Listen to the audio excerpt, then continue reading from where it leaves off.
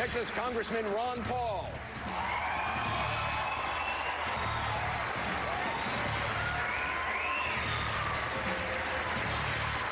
I'm Congressman Ron Paul from Texas. I'm the champion of liberty. I am the only one that has offered a balanced budget in a sincere method. And also, I present the case for a free society as being the best defense for peace and prosperity. Congressman Paul, you called his plan dangerous today. Oh, it is, because it raises revenues, and the worst part about it is it's regressive. A lot of people aren't paying any taxes, and I like that. I don't think that we should even things up by raising taxes. So it is a regressive tax, so it's very, very dangerous in that thing, and it will raise more revenues. But the gentleman asked the question, he didn't even ask what we're talking about. He asked the question, what are you going to replace the income tax with? And I say nothing. That's what we should replace it with.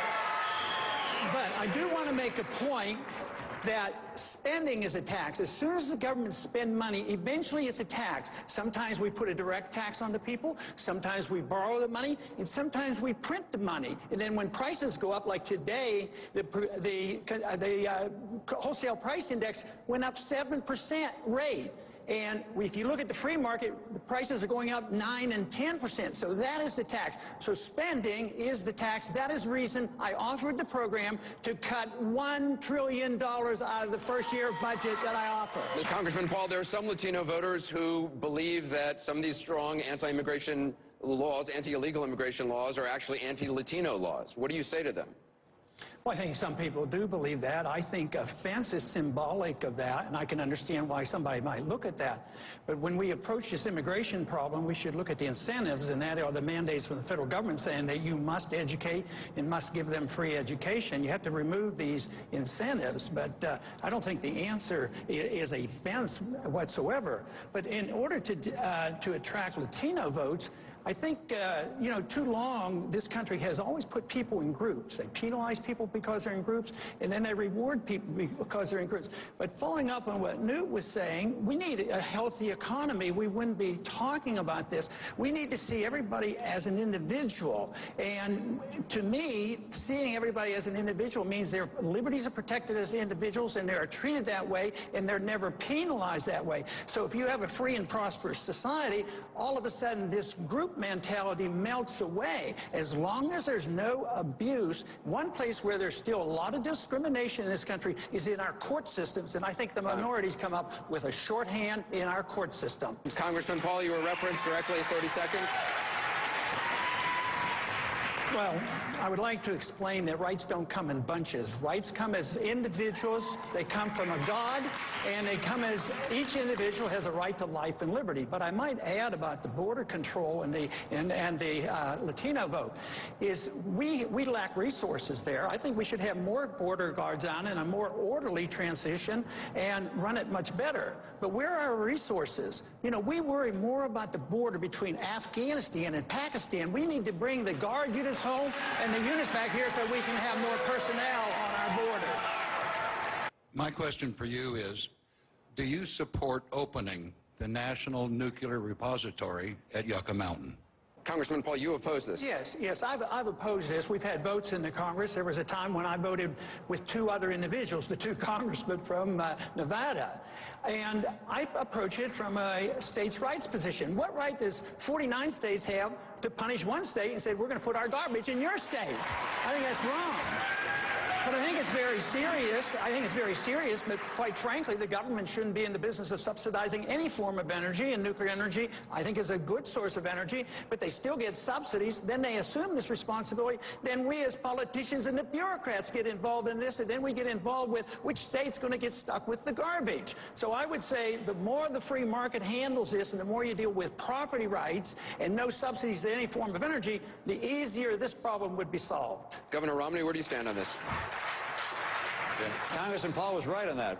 I don't always agree with him, but I do on that. Congressman Paul, you're correct when it comes to allowing the states to compete with each other. That is the answer to this. Congressman Paul, you've been critical of Governor Romney for holding fundraisers with Wall Streeters. Do you think he understands what the protest is about? Do you understand? Well, I think Mr. Kane has blamed the victims. There's a lot of people that are victims of this business cycle. We can't blame the victims, but we also have to point. I'd go to Washington as well as Wall Street, but I'd go over to the Federal Reserve. They create the financial bubbles, and you have to understand that. You can't solve these problems if you don't know where these bubbles come from.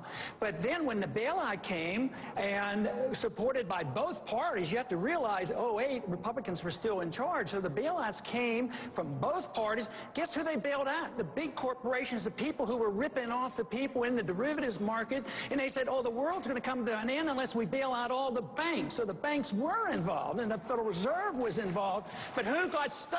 The middle class got stuck. They got stuck. They lost their jobs, and they lost their houses. If you had to give money out, you should have given it to the people who were losing their mortgages, not to the banks.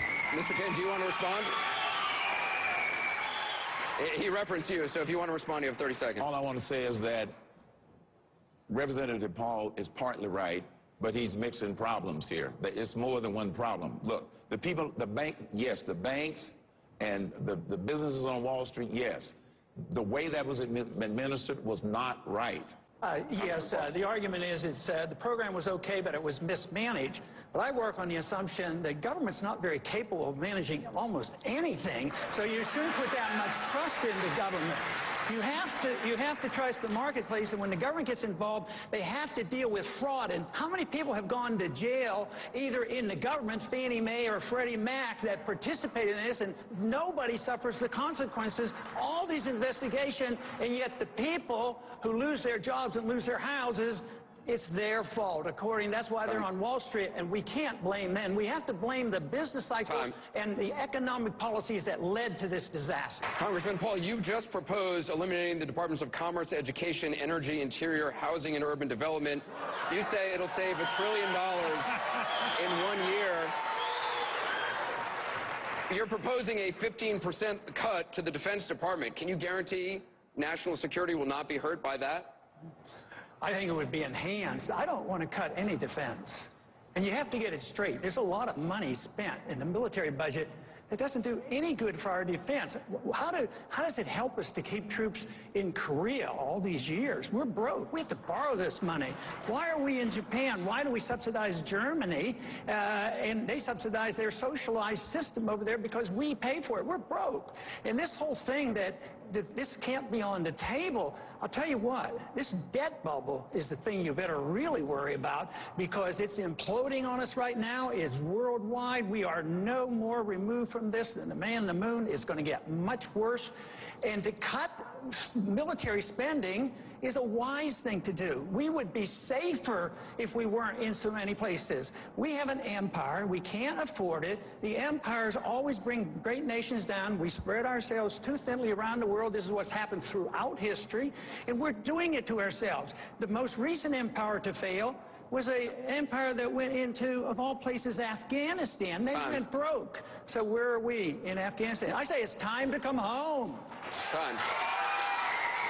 I think we're on economic suicide if we're not even willing to look at some of these overseas expenditures, 150 bases, 900 bases, 150 different countries. We have enough weapons to blow up the world about 20, 25 times. We have more weapons than all the other countries put together, essentially. And we want to spend more and more, and you can't cut a penny? I mean, this is why we're at an impasse. I want to hear somebody up here willing to cut something real. This budget is in bad shape, and the financial calamity is going to be much worse than anybody ever invading this country. Which country? Are they going to invade this country? They can't even shoot a missile. We have a question in the hall that gets to your question. The question in the hall on foreign aid. Yes, ma'am. The American people are suffering in our country right now. Why do we continue to send foreign aid to other countries when we need all the help we can get for ourselves? Congressman Paul.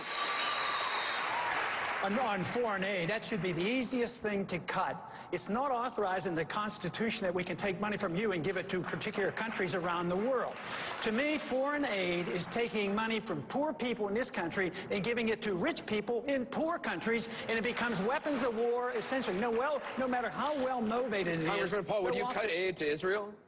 I would cut all foreign aid. I would treat everybody equally and fairly. And I don't think aid to Israel actually helps them. I think it teaches them to be dependent. We're on a bankruptcy course, and look at what's the result of all that foreign aid we gave to Egypt.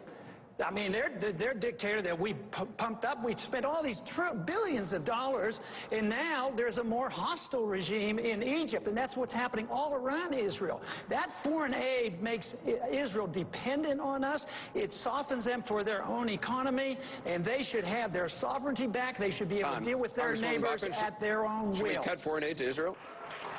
No, we should not be cutting foreign aid to Israel. Israel is our greatest ally. The biggest problem is the fact that the president of the... My approach is an extension of the Reagan approach. Peace through strength, and which is peace through strength and clarity. If we clarify who our friends are, clarify who our enemies are, and stop giving money to our enemies, then we ought to continue to give money to our friends like Israel. You have 30 seconds, Congressman Paul. Yes. I got to go. Matter of fact, I don't want to make a statement. I want to ask a question. Are you all willing to condemn Ronald Reagan for changing weapons for hostages out of Iran? We all know that was done.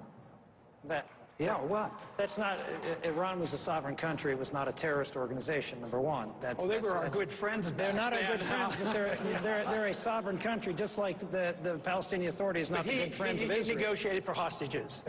There's a role, we negotiated with hostages with the Soviet Union. Now, we've negotiated with hostages, depending on the scale, but there's a difference between releasing terrorists from Guantanamo Bay in response to a terrorist demand. They're all suspect. They're not terrorists. You haven't convicted them of anything. Than negotiating with other countries where we may have an interest, and that is certainly a proper role for the United States to do. We got to take a quick break. I want to thank all the candidates, the GOP candidates tonight. You get a chance to answer that.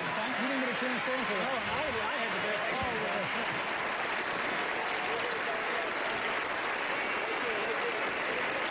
Thank all the candidates for a spirited debate on the stage. We also want to thank our co-sponsors, the Western Republican Leadership Conference, our host, the Sands Convention Center at the Venetian, our coverage of America's Choice.